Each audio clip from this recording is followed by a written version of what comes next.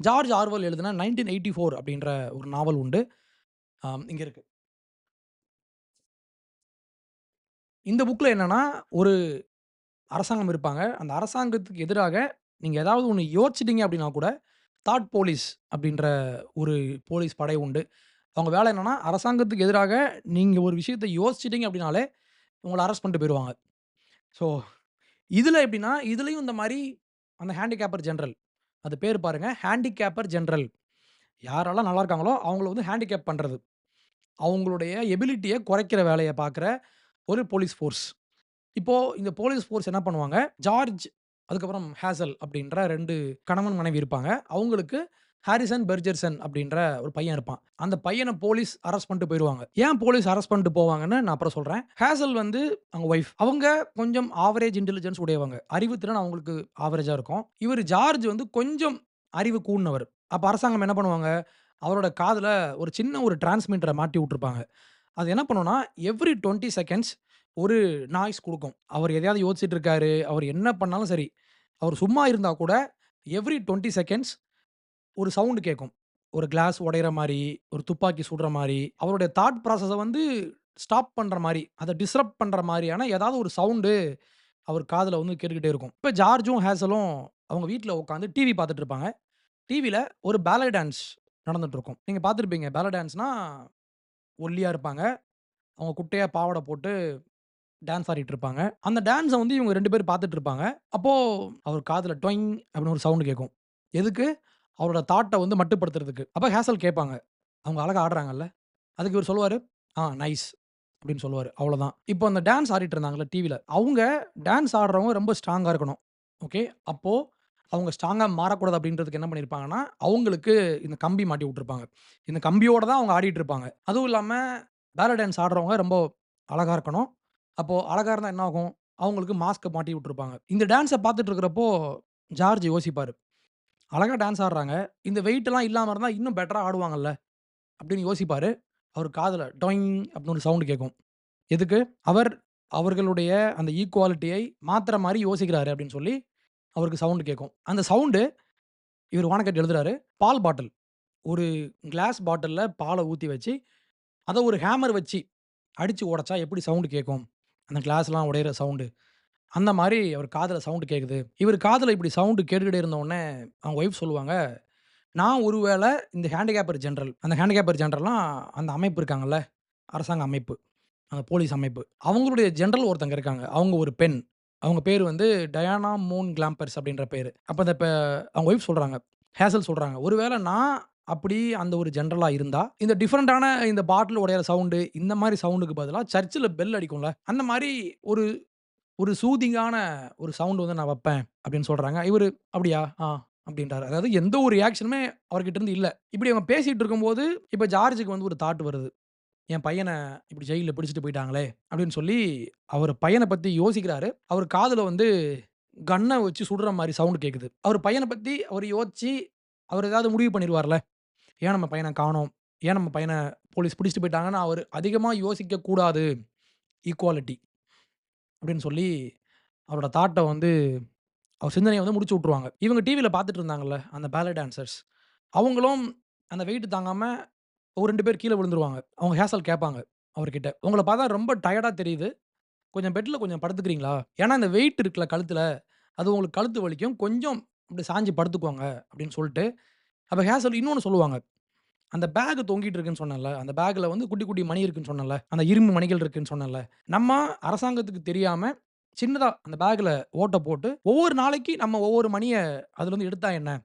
உங்களுக்கு வெயிட் கொஞ்சம் கம்மியாகும். நீங்க கொஞ்சம் ஃப்ரீயா இருக்கலாம்ல அப்படின்னு கேட்பாங்க. அதுக்கு அவரு சொல்லுவாரு, "நம்ம வெளிய எடுக்கிற ஒவ்வொரு மணிக்கும் நமக்கு 2 இயர்ஸ் ஜெயில் தண்டனை, ஜெயில்ல பனிஷ்மென்ட். அதுக்கப்புறம் $2000 ஃபைன் ஒவ்வொரு மணிக்கும். ஏன்னா, அரசாங்கம் நம்மள அவ்வளோ க்ளோஸா வாட்ச் பண்ணிட்டு இருக்காங்க. நம்ம ஈக்குவாலிட்டி மாறக்கூடாது. சின்னதா கூட ஒரு மணிய நம்ம உள்ள இருந்து எடுக்க முடியாது." அப்படின்றத அவரு அவங்க ஒய்ஃப்க்கு ஞாபகப்படுத்துவாரு. அடுத்து அவரு இன்னொன்னு சொல்லுவாரு. "இந்த மணிய நம்ம பேக்ல இருந்து எடுத்து என்னோட வெயிட்ட நான் கொஞ்சம் குறைச்சேன் அப்படின்னா, இதே மாரி மத்தவங்களும் பண்ணுவாங்க. மத்தவங்களும் பண்ண ஆரம்பிச்சா, அங்க ஈக்குவாலிட்டி மிஸ் ஆகும். ஈக்குவாலிட்டி மிஸ் ஆயிடுச்சுன்னா, நம்ம எல்லாரும் இருண்ட காலத்துக்கு மீண்டும் செல்வோம். அப்படி இருண்ட காலத்துக்கு நம்ம போய்ட்டோம் அப்படின்னா, ஒவ்வொருத்தரும் இன்னொருத்தர் கூட காம்பீட் பண்ணுவாங்க. அந்த ஒரு காம்படிஷன் வந்துரும். ஏன்னா ஈக்குவாலிட்டி மிஸ் ஆகுதுல்ல. அப்போ அரசாங்கம் கொண்டு வந்திருக்கிற இந்த ஈக்குவாலிட்டி அப்படின்ற இந்த ஒரு பிளான நம்ம எக்ஸிக்யூட் பண்ணணும் அப்படின்னா, இந்த வெயிட்ட நான் தாங்கி தான் ஆகணும் அப்படின்றத அவரு சொல்லுவாரு. ரொம்ப காமெடியா, ரொம்ப இந்த ஈக்குவாலிட்டி பேசுற விஷயத்த, கம்யூனிசம் அப்படின்ற விஷயத்த வானகட் ரொம்ப கேலி பண்ணியிருப்பாரு. இப்போ இவங்க டிவி பார்த்துட்டு இருக்காங்க. டிவில டான்ஸ் போய்க்கிட்டு இருக்கு. திடீர்னு ஃபிளாஷ் நியூஸ். பேலா டான்ஸ வந்து ஸ்டாப் பண்ணிட்டு, ஒரு நியூஸ் வாசிக்கிறாங்க. நியூஸ் வாசிக்கிறதுக்கு ஒருத்தர் அங்க வந்து நிக்கிறாரு. அவரு பேச ஆரம்பிக்கிறாரு. அவரால பேச முடியல. அவர் திக்கி திக்கி பேசுறாரு. ஏன்? பொதுவாக நியூஸ் வாசிக்கிறவங்க மத்தவங்கள விட கொஞ்சம் நல்லா பேசுவாங்க. ஏன் அப்டின்னா, அவங்க உச்சரிப்பு நல்லா இருக்கணும். மக்களுக்கு விஷயத்த கரெக்ட்டா அந்த உச்சரிச்சு பேசணும். ரைட்டா? இப்போ இந்த நியூஸ் அனவுன்ஸ் பண்றார்ல இவரு திக்கி திக்கி பேசுவாரு. இவருக்கு வார்த்தை ஒழுங்கா வராது. ஏன்னா, ஈக்குவாலிட்டி. இவருக்கு நார்மல் ஹியூமன் பீயிங்ஸ விடவும் பேச்சு திறமை, அந்த உச்சரிப்பு கொஞ்சம் அதிகமா இருக்கு அப்டின்றதுனால, ஈக்குவாலிட்டிய கொண்டு வரணும்ல. அவருக்கு ஸ்டாமர் பண்ணி விட்டுருப்பாங்க. ஆர்டிபிஷியலா பண்ணி விட்டுருப்பாங்க. அவரு பேச வருவாரு. அவரால பேசவே முடியாது. இப்ப அங்க டான்ஸ் ஆடிட்டு இருந்தாங்கல்ல, அதுல ஒரு பெண் அவர்கிட்ட இருந்து அந்த பேப்பர வாங்கி அவங்க படிக்க ஆரம்பிப்பாங்க. அவங்க எப்படி இருந்தாங்க அப்படின்னா, அவங்களுடைய மாஸ்க் ரொம்ப கொடுமையா, ரொம்ப ஒரு பேய் மாரி வரைஞ்சு வச்சிருப்பாங்க, அந்த மாஸ்க்க. ஏன்னா, இவங்க இருக்கிறதுலே அழகு. அப்போ இருக்கிறதுலே அழகானவங்கள நம்ம மட்டுப்படுத்துறதுக்கு நம்ம என்ன பண்ணணும்? இருக்கிறதுலே மோசமான, அசிங்கமான மாஸ்க்க மாட்டி விடணும் அப்படின்ற மாரி மாட்டி விட்டுருப்பாங்க. இப்போ அந்த பெண் வந்து வாசிக்க ஆரம்பிக்கிறாங்க நியூஸ. இப்ப வானகட் எப்படி எழுதுறாரு பாருங்க. "Her voice was a warm, luminous, timeless melody." அவ பேச ஆரம்பிச்ச உடனே, அவளோட வாய்ஸ் வந்து அப்படியே மெலடி மாரி இருந்துச்சு. பாட்டு மாரி இருந்துச்சு. அவ்ளோ அழகா அப்படியே ஒரு ராகம் மாரி படிக்க ஆரம்பிச்சா அப்படின்ற மாரி எழுதுறாரு. அவ சொல்றா பாருங்க. "Excuse me" she said and she began again making her voice absolutely uncompetitive. மன்னிச்சுக்கோங்க. ஏன்னா, என் வாய்ஸ் அழகா இருக்குல்ல. அது ரொம்ப பியூட்டியா இருக்குல்ல. அப்ப என்ன பண்ணணும்? மன்னிச்சுக்கோங்க என் வாய்ஸ் ரொம்ப அழகா வந்துருச்சு. ஐ அம் சாரி அப்படின்னு சொல்லி, அத எவ்வளவு கேவலமா வாசிக்க முடியுமோ, அவளோட டோன எப்படி அசிங்கமா மாத்த முடியுமோ, அன்கம்பட்டிட்டிவ் அப்படின்ற மாரி அவ மாத்துறா. எதுக்கு? ஈக்குவாலிட்டி. இப்போ நியூஸ படிக்கிறா. "Harrison Bergeron, age 14. She said in a crackle squawk." ஒரு பறவை வந்து ஒரு கத்தும்ல, ஒரு மாரி அப்நார்மலா சவுண்ட்ல கத்தும்ல. அந்த மாரி அவ வாய்ஸ அவளே மாத்திக்கிறா. மாத்திக்கிட்டு அவ சொல்றா, "has just escaped from jail, where he was held on suspicion of plotting to overthrow the government. He is a genius and athlete and should be regarded as extremely dangerous." அவன் ஜெயில்ல இருந்து எஸ்கேப் ஆயிட்டான்.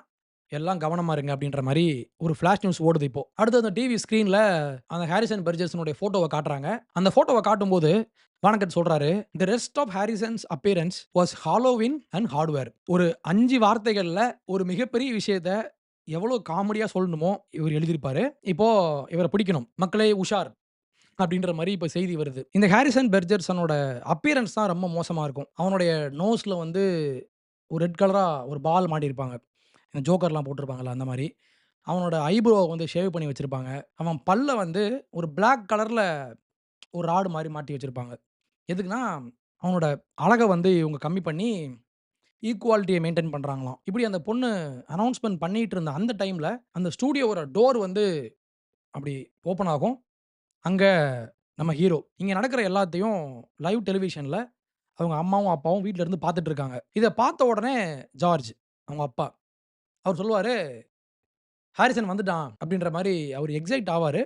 Excite ஆன உடனே அவர் காதுல டொய்ங் அப்படின்னு sound கேட்கும். இங்க ஸ்டூடியோல ஹாரிசன் அவன் நின்னுட்டு இருப்பான். அவன் உடம்புல பார்த்தீங்கன்னா, அந்த ஹேண்டிகேப் ஐட்டம்ஸ் எல்லாம் மாட்டி வச்சிருப்பாங்க. அவன் என்ன பண்ணுவான், அப்ப சொல்லுவான், "நான் தான் இனிமே கிங்கு. நான் ஒரு மன்னரா மாறப்போறேன். யாருக்கெல்லாம் என் கூட சேரணும்னு ஆசையோ, அவங்கலாம் என் கூட வாங்க." அப்படின்ற மாரி அனவுன்ஸ்மென்ட் பண்ணுவான். அனவுன்ஸ் பண்ணது மட்டும் இல்லாம, அவன் கழுத்துல போட்டிருந்தது அந்த ஹேண்டிகேப்ஸ் இருக்குல்ல, எல்லாத்தையும் எடுத்து அவன் தூக்கி எறிவான். மூக்குல மாட்டியிருந்த அந்த பால் அத எடுத்து போட்டுருவான். இவன் வந்து கொஞ்சம் ரொம்ப அறிவான ஆள் அப்படின்றதுனால, சின்னதா காதுல ஒரு டிரான்ஸ்மிட்டர மாட்டாம, பெரிய ஒரு ஹெட்ஃபோனே மாட்டி வச்சிருப்பாங்க. அவன் என்ன பண்ணுவான், எல்லாத்தையும் எடுத்து போட்டுருவான். அந்த ஷோல வந்து மியூசிஷியன்ஸ் இருப்பாங்க.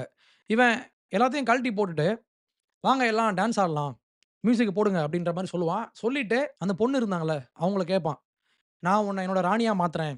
என் கூட வந்துரு." அப்படின்ற மாரி சொல்லுவான். இவங்க என்ன பண்ணுவாங்க, அவன் பேச்ச கேட்டு மியூசிக்க ஆரம்பிப்பாங்க. ஆரம்பிச்ச உடனே இவங்க பயங்கரமா டான்ஸ் ஆடுவாங்க.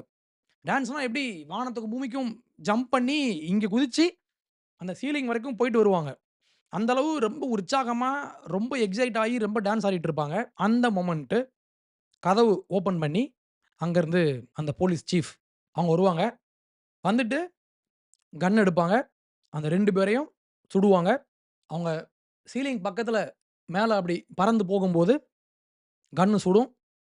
அப்படியே கீழ வந்து விழுவாங்க. 2 பேரும் செத்துருவாங்க. அவங்கள கொன்னுட்டு அந்த மியூசிக் போட்டுருந்தாங்கல்ல, 10 செகண்ட்ஸ் இருக்கு. எல்லாம் ஓடி போயிரு அப்படின்னு சொல்லுவாங்க. எல்லாம் ஓடிருவாங்க. இது வந்து லைவ் டிவில நடந்துட்டுருக்கும். அவங்கள கொலை பண்ண உடனே டிவி பிளர் ஆயிடும். இந்த முழு சம்பவத்தையும் டிவில லைவ்வா பார்த்துட்டு இருக்காங்க ஜார்ஜும், ஹேசலும். இப்ப ஹேசல் இப்படி திரும்பி பார்ப்பாங்க. ஜார்ஜ் அங்க இருக்க மாட்டாரு. அவர் கிட்சன்ல போயிட்டு பீர் இருக்கும். பீர் எடுக்கிறதுக்காக போயிருப்பாரு. வருவாரு.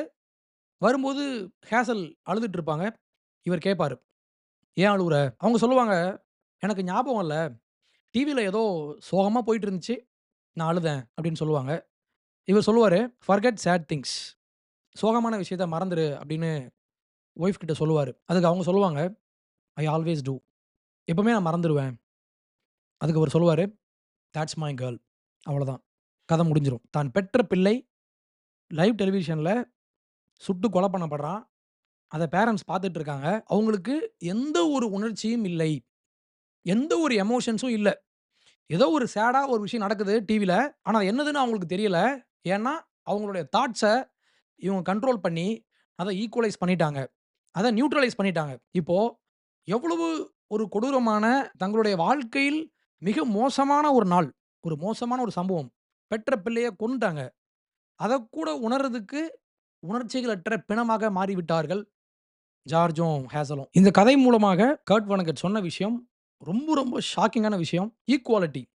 சமத்துவம் அப்படின்ற பெயர்ல கம்யூனிசம் எல்லாருடைய எபிலிட்டியவும் நியூட்ரலைஸ் பண்ற வேலைய பண்ணிட்டு இருந்தாங்க. யார்கிட்டலாம் பணம் இருக்கோ, அவன ரோட்டுக்கு கொண்டு வந்தாங்க. அவனோட ப்ராப்பர்ட்டிய புடுங்குனாங்க. ப்ராப்பர்ட்டிய புடுங்கிட்டு அதெல்லாம் அரசாங்கத்துக்கு ஓனா கொண்டு வந்தாங்க. கொண்டு வந்து நான் குடுப்பேன் நீ வாங்கணும் அப்படின்ற மாரி ஒரு இடத்துக்கு கொண்டு வந்தாங்க. கொண்டு வந்து என்ன ஆச்சு? இந்த ஈக்குவாலிட்டி சமத்துவம் அப்படின்ற பெயர்ல இவங்க பண்ணது எல்லாமே இண்டிவிஜுவல் ஃப்ரீடம அழிச்சது தான் மிச்சம். ஒரு தனி மனிதன் அவனுடைய திறமையினால மேல அவனுக்கு கொஞ்சம் அறிவு வந்துருச்சு அப்படின்னாலே, அவன கம்மி பண்ற வேலைய இவங்க பண்ணாங்க. இன்னொரு பக்கம் யார்கிட்டலாம் பணம் இருந்துச்சோ, அவன் பணத்தெல்லாம் புடுங்குனாங்க. இன் த நேம் ஆஃப் ஈக்குவாலிட்டி. சமத்துவம் படைக்கிறேன் அப்படின்னு சொல்லி, ஒரு மனுஷனுடைய கோர் எபிலிட்டி அறிவுத்திறன் அப்படின்றது அவனுக்கே உரித்தான ஒரு இயற்கையாக அமைந்த ஒரு விஷயம். அத நீங்க உருவாக்க முடியாது. பணம் அப்படின்றது அவன் எஃபோர்ட் போட்டு அவன் உழைச்சிருக்கான். அந்த உழைச்சதுக்கான பலன் தான் அந்த பணம் அப்படின்றது. அவன் ஒரு லேண்ட் வாங்கியிருக்கான் அப்படின்னா, அவனுடைய முன்னோர்கள் அவனுக்காக உழைச்சு வச்சிருப்பாங்க. அத இவன் அவங்ககிட்ட இருந்து வாங்கி, இத அவன் காப்பாத்தி இன்னும் பெட்டரா அது இன்னும் பெருக்கி, ஒரு பெரிய லேண்ட் ஓனரா இவன் மாறி நிப்பான். இவங்க என்ன பண்ணுவாங்க, லேண்ட் ஓனர்ஸ்லாம் கெட்டவங்க அப்படின்ற மாரி சொல்லி, அவங்ககிட்ட இருந்து காச புடுங்கி, கவர்ன்மென்ட் வந்து அத ஸ்டேட் எடுத்து பண்ணும்போது, அவனுடைய திறமைய இவங்க மட்டுப்படுத்துறாங்க. அவன் உழைச்ச உழைப்ப இவங்க திருடுறாங்க. அரசாங்கம் திருடுறாங்க. அவங்களுடைய சொந்த நாட்டின் மக்கள் தொகையவே கொன்னு, அதன் மூலமாக நாங்கள் சமத்துவத்தை கொண்டு வருகிறோம் அப்படின்னு சொல்லி, கம்யூனிசம் பண்ணது எல்லாமே கொலைகள் மட்டும் தான். எப்படி இந்த கதையில அறிவானவங்க, அழகானவங்க, திறமையானவங்க எல்லாரையும் ஒரு அரசாங்கம் காலி பண்ணுச்சோ, அதே மாரி தான் கம்யூனிசம் எங்கெல்லாம் போச்சோ, அங்க அவங்க முதல்ல டார்கெட் பண்ணது யாருன்னா, லேண்ட் ஓனர்ஸ். யாரெல்லாம் பணம் வச்சிருக்கான், புடுங்கு. யார்கிட்டலாம் திறமை இருக்கு, யாரெல்லாம் படிச்சவங்க, இதெல்லாம் உண்மையா நடந்திருக்கு. கம்யூனிசம் ஆட்சி பண்ண எல்லா இடத்துலயுமே அறிவாளிகள், பெரிய பெரிய புத்தகம் எழுதின பெரிய படிப்பாளிகள். அவங்கள தான் இவங்க அசிங்கப்படுத்தி, அவங்கள கொன்னு போட்டாங்க. இப்போ இது ஒரு கதை. ஒரு ஃபிக்ஷனல் ஸ்டோரி. ஒரு உண்மை இல்லாத, இப்படி இருந்தால் எப்படி இருக்கும்? அப்படின்னு ஒரு ஆத்தர் தன்னுடைய கற்பனையில் எழுதின கதை அப்படின்னு நீங்க நினைக்கலாம். ஆனா, இதே மாதிரி இந்த கதையில் நடந்த அதே சம்பவம் உண்மையாக வரலாற்றில் நடந்திருக்கிறது. கம்யூனிசம் ஆட்சி பண்ண எல்லா இடத்துலயும் உண்டு. அதுல மிக முக்கியமாக மாவ் சேதாங் கம்யூனிசம் கொள்கையை சைனாவுக்கு கொண்டு வந்த அந்த சைனீஸ் கம்யூனிஸ்ட் லீடர். அவர் ஆட்சி பண்ண காலகட்டத்தில